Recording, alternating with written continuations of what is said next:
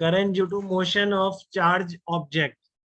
तो ऐसा ही नहीं है बेटा कि केवल पॉइंट चार्जेस मूव करेंगे या आयंस मूव करेंगे तो ही करंट फॉर्म होगा। ठीक है, करंट बेसिकली किसी भी पॉइंट से चार्ज का फ्लो है। तो अगर मान लो एक चार्ज रिंग है आपकी और वो ओमेगा से घूम रही है, तो किसी भी पॉइंट से लगातार चार्ज फ्लो हो रहा है। ठीक है ना, किसी भी पॉइंट से रिंग के आपका चार्ज कंटिन्यूअसली पास हो रहा है, तो इसलिए ये भी क्या कहलाएगा, इलेक्ट्रिक करंट कहलाएगा। ठीक है ना, इसको भी क्या बोलेंगे, इलेक्ट्रिक करंट बोलेंगे। अब आपसे पूछा कि बताइए किसी पॉइंट से कितना चार्ज करंट पास हो रहा है। यूनिफॉर्मली चार्ज रिंग है having total charge small Q, omega constant angular speed से घूम रही है। Then find out the electric current formed because of motion of this charge ring. ठीक है, एक इसका स्पेशल नाम भी होता है कि motion, electric current produce due to motion of charge object. इसको हम क्या कहते हैं, कन्वेक्शन करंट कहते हैं। लिखा नहीं मैंने, पता नहीं। ये कन्वेक्शन करंट कहलाता है कि चार्ज ऑब्जेक्ट की मोशन की वजह से जो करंट प्रोड्यूस हो रहा है, ठीक है ना, वो क्या कहलाएगा, आपका कन्वेक्शन करंट कहलाएगा। तो कितना करंट फॉर्म होगा, देखो आप एक पॉइंट से किसी पूरे चक्कर में कितना टाइम लग रहा है, 2 पाई बाई ओमेगा। तो पूरी रिंग का चार्ज इस 2 पाई बाई ओमेगा टाइम में किसी एक पॉइंट से निकल जाएगा। तो करंट कितना होगा, average current crossing at any point will be equal to Q/T। ठीक है ना, average current crossing at any point in this case will be Q/T। तो ये बहुत यूज होता है, ये मैग्नेट में भी बहुत यूज होगा कि चार्ज रिंग घूम रही है, करंट कितना है, क्योंकि मैग्नेट में हम इसका सेंटर पे फिर मैग्नेटिक फील्ड भी निकालेंगे। ठीक है, तो एक चार्ज रिंग है, अगर वो रोटेट कर रही है अपनी एक्सेस के अबाउट, तो उसके कारण प्रोड्यूस करंट क्या होगा, Q upon total charge flown, मतलब total charge flown upon time taken. ठीक है, तो Q omega upon 2 pi current हो जाएगा।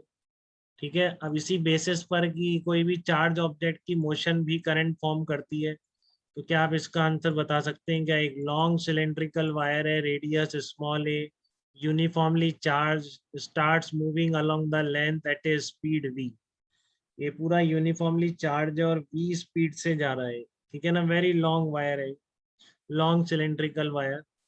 अच्छा, ये कॉम्बिनेशन है जहाँ तक, हाँ, ये इलेक्ट्रोस्टैटिक और करंट का एक कंबाइन करके एक प्रॉब्लम बना दिया गया है जबरदस्ती। ठीक है, वैसे ठीक है, आ सकते हैं ऐसे प्रॉब्लम, ऐसा नहीं। ठीक है ना, and uniformly charge starts moving along the length with a speed v। तो फाइंड आउट कर, हाँ यहाँ बोलता है ना, convection current due to the physical flow of charge given that field strength at the surface of the wire is capital, ये दिया है इसने। ठीक है ना, कोई चार्ज की डेंसिटी नहीं दे रखी, अगर वो देता तो आप तुरंत ही बता देते पर सेकंड किसी भी क्रॉस सेक्शन से, पर सेकंड इस क्रॉस सेक्शन से कितना चार्ज निकल रहा है। अब आप ये नहीं बता सकते कि इतना फ्लूइड में सब जगह आपको प्रैक्टिस कराइए कि अगर पूरे की मोशन भी है तो किसी भी क्रॉस सेक्शन से यूनिट टाइम में कितना चार्ज पास होगा। ठीक है ना, तो वो आप लिख सकते हैं कि नहीं लिख सकते, बताइए। एक क्रॉस सेक्शन ए है, क्या बताता हूँ ऐसे में, एक क्रॉस सेक्शन ए है, तो बताओ भाविक, आप बताओ, क्रॉस सेक्शन ये है तो इससे कितना चार्ज पर सेकंड निकल जाएगा, यूनिफॉर्मली चार्ज पूरा सिलेंडर है। तो कैसे करते हैं, फ्लूइड में भी तो करते हैं ऐसा, कई बार बात हुई है, देखो ये बता दिया वी नंबर। हाँ, निकल जाएगा, वी बिल्कुल, लेंथ में जितना चार्ज होगा। एग्जैक्टली बेटा, एग्जैक्टली, देखो ध्यान है इन सब बच्चों को, बिल्कुल तुरंत, वेरी गुड बेटा। ठीक है ना, कि क्रॉस हाँ सर। सेक्शन है आपका, क्लियर है ना, क्रॉस सेक्शन है आपका, तो एक सेकंड में कितनी दूर का आएगा, 20 मीटर दूर का निकले। और क्रॉस सेक्शन एरिया गिवन है शायद πa², रेडियस ये दे रखी है इसकी। ठीक है, तो आ रही बात सबको समझ में, कोई मुश्किल काम नहीं है बिल्कुल भी, कि पूरा चार्ज सिलेंडर v स्पीड से मूव कर रहा है, आपको लिखना है कितना करंट पास हो रहा है उस पूरे क्रॉस सेक्शन से। तो इस क्रॉस सेक्शन से कितना चार्ज पास हो रहा है डिवाइडेड बाई, हर्षवर्धन काफी सही होगा बेटा आपका, ये लग रहा है।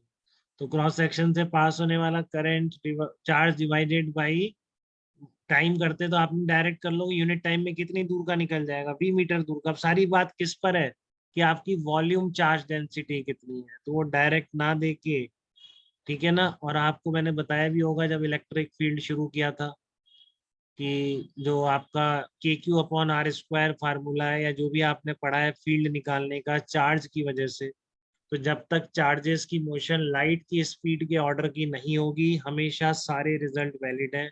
जो भी आपने फील्ड इंटेंसिटी निकालने के पड़े, के क्यू अपॉन आर स्क्वायर भी वैल्यू, ठीक है ना। जब तक आप रिलेटिविस्टिक स्पीड पर नहीं पहुंचते हैं तब तक सारे फार्मूले फील्ड के वैलिड हैं, तो आपके कभी केस में पहुंचेंगे ही नहीं। तो आप बिल्कुल जो आपने पढ़ा है जैसे आप निकालते हैं कि यूनिफॉर्मली चार्ज सिलेंडर है, उसकी सरफेस पर फील्ड इंटेंसिटी कैसे निकालेंगे। ये कोई ऐसा बच्चा है कि जो नहीं निकाल सकता है? बताइए, यूनिफॉर्मली चार्ज सिलेंडर की सरफेस पर फील्ड इंटेंसिटी, फार्मूला नहीं याद कराया मैंने इसका, आपको आना चाहिए बट, और लेकिन क्वेश्चन कराया था। तो अर्नव आपको याद है आप कैसे निकालेंगे? Yes capital E, sir. Capital E को रो से कैसे रिलेट करेंगे बताइए, थोड़ा सा एक बार गाइड सर कीजिए। डाइवर्जेंस वाला फॉर्मूला आपने करवाया था, ई को डाइवर्जेंस डॉट ई वेक्टर, उसका नहीं नहीं सिलेंडर नहीं, वाला। अरे नहीं नहीं, वो तो एक पॉइंट पे निकालते हैं ना बेटा, अपन को तो इस पूरे की वॉल्यूम चार्ज डेंसिटी निकाल। गॉसियन सरफेस से भी कर सकते हैं। हाँ, गॉसियन सरफेस से ही करेंगे, ज्यादा पढ़ाने का नुकसान मत करिए, वो आपको स्टैंडर्ड एक ही जगह लगाना है।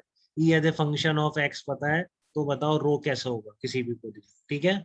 या E as a function of R पता है, तो बताओ रो कैसे, वहां पे डाइवर्जेंस लगानी है, सिंपल है, ठीक है ना। यहाँ पर आपको क्या है, आपको पूरे में वॉल्यूम चार्ज डेंसिटी लिखनी है, तो आप क्या करेंगे, इंटीग्रेशन गॉसियन सरफेस बना लेंगे, सिलेंड्रिकल गॉसियन सरफेस, ठीक है।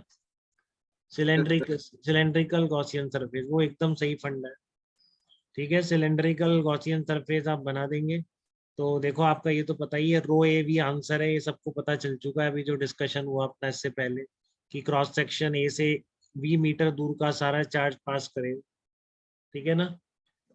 क्रॉस सेक्शन ए से वी मीटर दूर का सारा चार्ज पास कर जाएगा इसमें से, ठीक है। तो कितना हो गया आपका पर यूनिट टाइम, कितना क्रॉस करेगा इनटू वी, तो आपका करंट कितना हो गया, density into a into v, ठीक है। तो रो क्या कहलाएगा आपका, चार्ज इन यूनिट वॉल्यूम कहलाएगा। तो आप कैसे निकालेंगे, देखो सिलेंड्रिकल गॉसियन सरफेस बना ली, वही आपका integration E vector dot d A vector, और डेंसिटी रो मान लेते हैं, तो कितना हो जाएगा total charge, rho pi a square into l upon epsilon nought हो जाएगा, ठीक है। क्लियर है।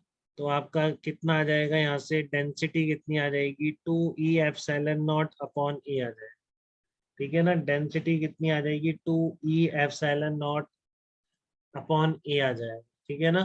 तो इसमें उससे भी आ जाएगा, आप डेल डॉट ई जो बता रहे हैं रो अपॉन एप्सिलॉन नॉट, लेकिन उसके लिए फिर सिलेंड्रिकल वाला लगाना पड़ेगा, ठीक है बहुत ना। लंबा हो जाएगा वो। हाँ नहीं, एक ही लाइन में आ जाएगा, आर का ही फंक्शन है ना, तो निकल जाएगा उसमें, ठीक है। शायद मैंने कोई कैलकुलेशन एरर कर दी होगी उसमें। हाँ उससे भी निकल जाए, लेकिन वही चीज है, आपको ज्यादा उसके बारे में आइडिया नहीं, तो स्पेसिफिक केस में आपको बता दी मैंने, दो केसेस में, अगर E as a function of X पता हो तो निकाल दो, या E as a function of X Y Z पता हो तो आप निकाल सकते हैं उस, ठीक है ना। कभी कोई और नहीं बन रहा हो, लेकिन आपको इस तरह का, ये तो हम गॉसियन सरफेस से करते ही आए हैं, तो उसमें आप मत यूज करिए उसको, और रो कांस्टेंट है, कोई दिक्कत ही नहीं, ठीक है। तो यहाँ से आपने करंट की वैल्यू ये आ जाएगी, pi A B 2 E epsilon naught, देखो डाउट तो नहीं किसी को, रो की जगह ये वाली वैल्यू पुट कर दी हो, ठीक है ना। तो ये पाई ए बी, ए रेडियस हो गई, बी स्पीड हो गई, ई सरफेस पर फील्ड है, एप्सिलॉन नॉट पता ही है। तो आपको इसे एक तरीके से और कर आपको सकते हैं क्या? हाँ भाविक कुछ कह रहे हो? सर मैं अच्छा आयान बताओ क्या कह रहे हो। जैसे अपन ना वी लेंथ का एक सिलेंड्रिकल गॉसियन सरफेस मान लेते हैं। वी लेंथ का सिलेंड्रिकल गॉसियन सरफेस, हाँ फिर ई अपन को पता ही है। नहीं कर्व वी लेंथ सरफेस की आप मूविंग गॉसियन सरफेस क्यों मानना चाहते इसमें अपन वी लेंथ के अंदर चार्ज निकाल रहे हैं ना, तो गॉस वी हैं? लेंथ हाँ अगर तो आप ये सिलेंड्रिकल बोलिए मान बस, लेंगे तो भी लेंथ आ है, जाएगा। लेंथ एल की आपने गॉसियन सरफेस मान ली, उसके अंदर चार्ज हमेशा सेम रहेगा, उसको चलाने की जरूरत नहीं। आप जो गॉसियन सरफेस बना रहे हैं इसमें चार्ज हमेशा फिक्स है, क्योंकि पूरा भरा हुआ है ना, same volume charge density, clear है। सर हाँ तो आपने वही किया जो मैं कह रहा हूँ, एल लेंथ की गॉसियन सरफेस मान लिया, बताइए, सर ठीक है है ना। ठीक है। जो चार्ज उसमें हमेशा उतना ही है, rho into Q in upon epsilon naught, और integration E vector dot d A vector, ये हमेशा फिक्स चार्ज है पूरे टाइम, ठीक है। इसलिए इसने वेरी लॉन्ग का, ये नहीं आधा सिलेंडर खत्म हो गया, तो इसलिए आपकी रो क्या होगी, 2 ई एप्सिलॉन नॉट अपॉन ए आ गई, और आपने यहाँ पे पुट कर दिया, ठीक है। तो ये एक बात थी बेटा, करंट, कन्वेक्शन करंट, जो भी करंट टर्म है फिजिकल क्वांटिटी, वो कंप्लीट हो गई है इस तरीके से। अब हम next very important physical quantity की तरफ चल रहे हैं, जिसको हम क्या कहते हैं, करंट डेंसिटी कहते हैं, ठीक है ना। तो ध्यान से सुनेंगे इसके बारे में भी।